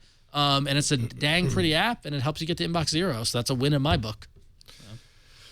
There you go. That is Mailbox. Yeah, I was wondering if that was ever going to hit Android. I completely forgot about it. I completely forgot about it, because it's one of those things where it got acquired, and then everyone's kind of stopped talking about it. And, so I'm glad it's back. So cool. So that's Mailbox. It's free. Check it out. Let's see here. Mailbox. The developer, of course, is Dropbox. I'm just trying to. There's probably only one Mailbox. If you do a search, it'll probably come up at the top. Cool. Now, Russell, you have an app which I obviously don't have the attached component to this app, but I think I can show it off. Using this because it required additional hardware. It's okay. So it's still super cool. So. Yeah. So this app is called Huey, and anyone who's ever used Philips Hue bulbs, they're LED bulbs that can be controlled by your phone. You can control the brightness and color temperature and even whatever colors you want. And the Huey app takes your rear-facing camera and allows you to create a box on your screen. And anything that is whatever the average color is in that box is what the lights turn automatically. So I actually have a light behind me, and I can show this off. So I have the app running here, and then you see the light behind me changed. I will point the camera down at my keyboard, which is green, and then I have red. Oh, neat. And that's blue. so cool. And so these are really, really basic where you can kind of have it go and set these colors up. But what's really neat about this is that it happens so fast that I actually could take this and point it at my television and have one of the lights behind my TV and have it have all the lights in my living room go in concert with the television. Oh, that's cool. Yeah. So it's really battery intensive because you have to have your phone pointed at your television in order for this to work. Hey, this would be a good use for like an old phone that you just have laying around. Yeah, absolutely. It was just something that I played with for an evening and was just addicted to. It was so fun, and that's actually my video. I didn't know that was on his Google Play Store thing. That's kind of cool. I learned something new today. There you go. Right on. I played a bunch of Titanfall in the video, and it was really, really cool to see how it ran through and did stuff. And then I watched a little bit of Game of Thrones with it on. And Game of Thrones was actually really cool because the first episode of this season, there's a lot of really vivid colors. So having the whole room move with those colors was a really cool way of doing that. Now there are TV sets that do this from the back of the television, right? I can't remember the name of it. Philips has a setup called the Illuma Room. There we go. Or no, Microsoft's thing is Illuma Room, but Philips has a set of televisions that does this, and the LED panels work in the back, and those work really well, but it's just the lights in the back. What's cool, if you have the Hue bulbs set up, then you can do the entire room in these colors instead of just the light behind the TV. So like if you are kind of a theater nerd, where you have like, your perfect audio and video setup, having these lights turned just low enough that they're not disruptive, but just bright enough that the entire room starts glowing in those colors is actually a pretty surreal experience. That's cool. Wow. So how much, out of curiosity, how much does one of these bulbs cost? The Hue bulbs are individually, I think, are $60, but they come in kits that are 3 bulbs and the adapter for I think $130. Okay. And there's a ton of different lights that Hue supports now, including just like straight up LED strips, and just kind of mood lights and a bunch of different things. So it's the Philips Hue thing, especially for Android, has come along really well because the Android APIs for Hue are so open. The developers are able to do cool stuff like this without any problems. Wow, so you can get over 30 of these light bulbs for the same price as Google Glass. It's very true. Just to transfer it into Google Glass currency. You imagine your entire house. Yeah, I know, exactly. I have most of my house in these now. Really? Yeah. Well, so like I picked up a kit a couple of months ago, and I was really happy with it. And my wife kind of shrugged her shoulders and rolled her eyes as I was playing with the lights in the house. But then for Christmas, she got me like 8 more of them. Kits? That's cool. The kind of thing that no, not 8 more kits, just 8 more. Like I got like an LED strip and a bunch of different bulbs, and I gotcha. So I think I have like 9 bulbs and an LED strip now, and they're just all throughout the house. Like my whole living room is done in them, my bedroom is done in them, and it's really cool. The Hue bulbs are really cool because the Android developers have come in and done some just really amazing things. There's great. This artificial sunrise and sunset thing that you can do where you have it set at like a basic time or through an NFC tag, and the lights will all go down slowly like the sun is setting. It's really cool. So you can also get a kit of this for just 0.25 Bitcoin. Oh, okay. So I was wondering how much it was going to be in Bitcoin. So there we go. All right, cool. So this app is called Huey. And it's not an official Philips app, right? This is just by. No, yeah, this is just a third-party app. Awesome. That's really developer cool. did kind of in his free time. Yeah, that's really cool. That's stuff. amazing. That's cool. Like I like that. Like a big company like Philips makes this kind of technology, and here someone makes an app that allows you to take it to the next level. There's a ton. Yeah, there's a ton of Hue apps that third-party Android developers have gone and done. They have them that will blink and sync with music. Yeah. Oh, cool. That's there's fantastic. just the Hue apps that third-party Android developers have come up with. Yeah, there's a bunch of them. Lampshade is amazing. Hue Pro is another good one. It's always a bummer when you discover something that you know you're going to have to buy. I was gonna say, how have I never heard of this? Like I've heard of Hue, but I've never I've heard Leo talk about it on some of the shows and everything. But kind of seeing it work with the software, not just it's a colored light, but actually has this kind of creative aspect to it as well. Yeah. Man, I gotta have one of these. Those are really cool. A light bulb went out in my apartment, and it was the last light bulb that I replaced with one of the spirally light bulbs, which I will never have to replace ever again. Right? That's what I was told. They'll never die. Yeah. So. Not true, but yeah, kind of. Cool. So that is Huey. That's really awesome. Thanks for showing that off, Russell. It was a cool way to kind of visualize how the app works with the lights that are behind you too. I totally want this now. I know. It sucks. Now I have to buy. Now I have to spend my money on it. I'm saving my money for Bitcoin. I think you're doing that wrong. The lights in the studio. Right. Agree. Wait, is that what this is? Is that what? No. No. No, those are way more powerful. Oh, okay. I was gonna say, wow. But if you build a multi-million-dollar studio, you can do this too. Oh wow. with a light board. Now I want to do that too. But I can't control that light board with my Android. Just tell me what you want, Jason. Green. There you go. Okay, thank you. You have something better than an Android app. You have Brian. That's true. You're like my Cortana. What would you like today, Jason? It's a dangerous kind of thing to get addicted to. Like I have it set up so that when I leave my house, it knows my GPS and turns all the lights off. If it's like after 9 o'clock or something like that, and I leave the house, it pings my GPS, and if I'm away from the home, then all the lights turn off. Oh, it's sweet. There's just a ton of things that third-party developers have activated. NFC tag support. There's just everything. It's crazy. On the Hue site, they have a whole section about if this then that, and how you can connect. Oh, yeah. Like, so if you could be like, if I get an email, have the lights turn red, or like that's crazy. I did that once, and my wife threw something at me. 'Cause I was like, well, cool. If I get an email, then this light over here in the corner will just like flicker red, and I'll know what that means.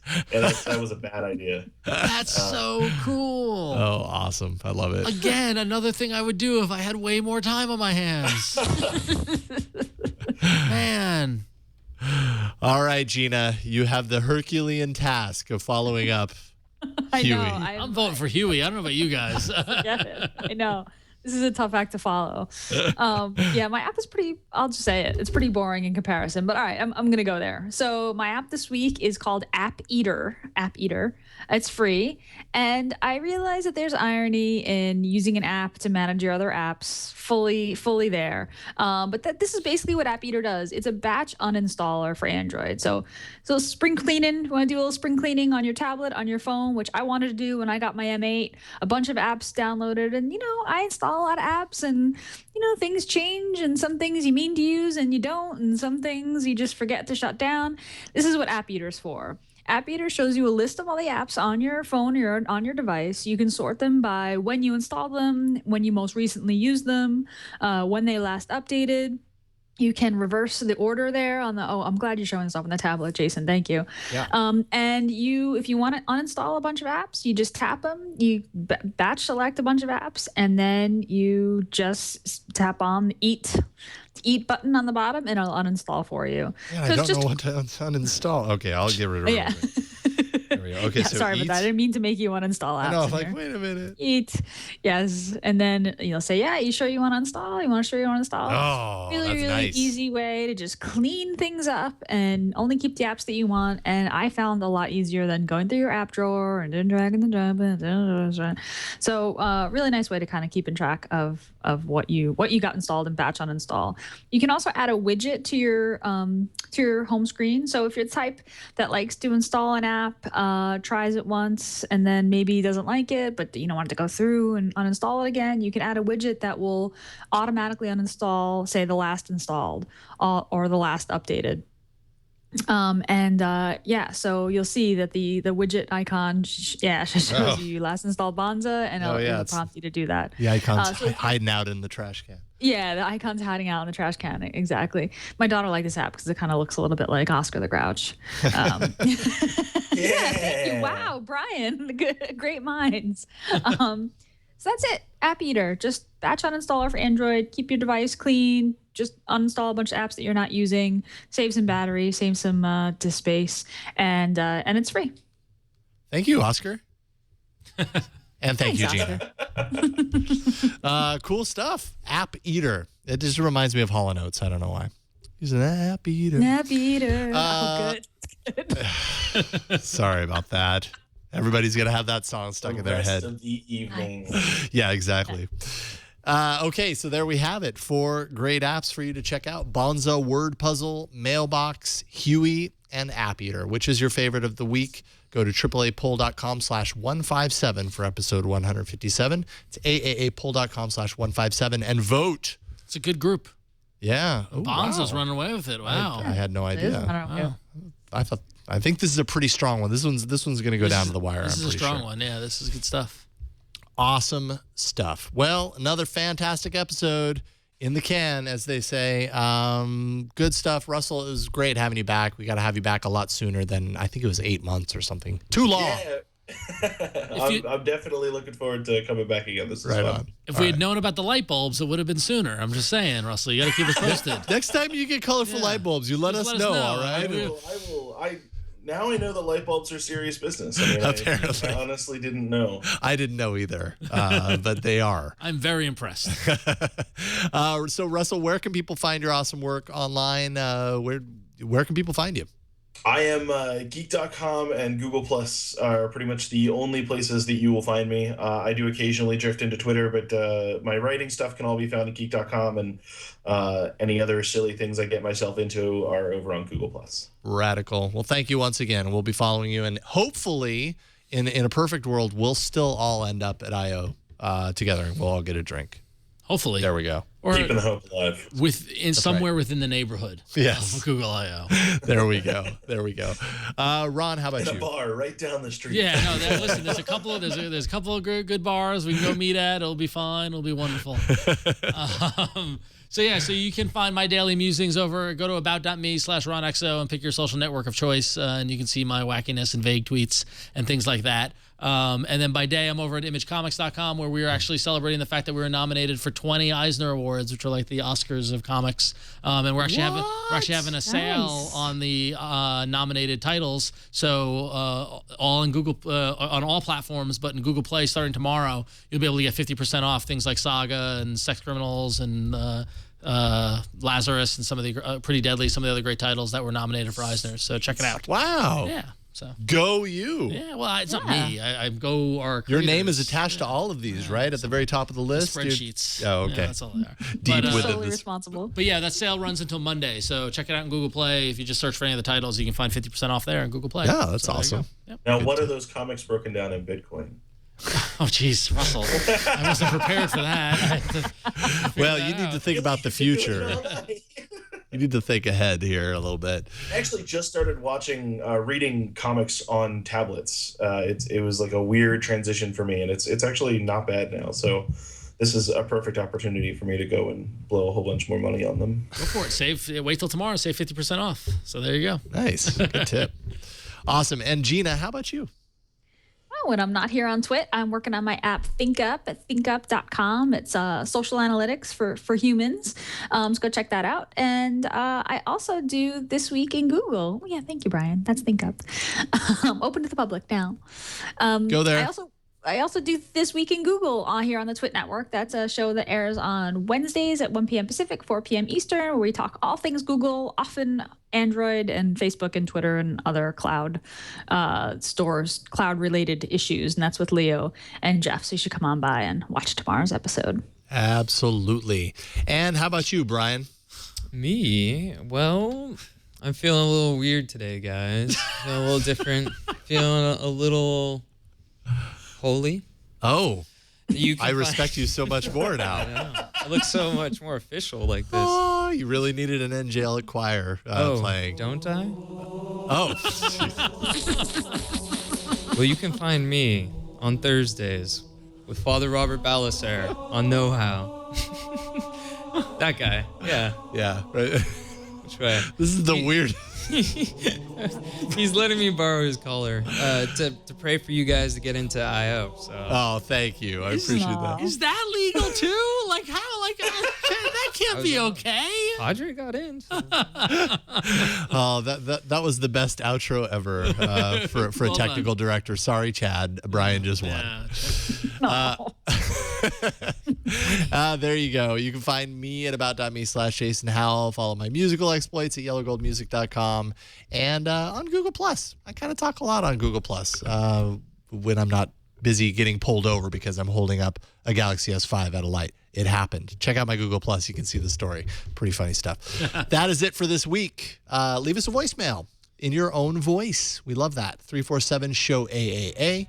You can send us an email in your own finger typing at aaa@twit.tv with a link to a video. It becomes a video mail. We love that too. Find the show on Twitter. We are at Android Show. We're on Google Plus. We have a great community there. A lot of people pitching in, talking about Android. And just search for All About Android. We have a subreddit, twitaa.reddit.com. And show notes and past episodes. Don't want to forget that, twit.tv/AAA. You can catch us live every Tuesday starting at 5 p.m. Pacific, live.twit.tv. That's it for this week. We'll see you next week on another episode of All About Android.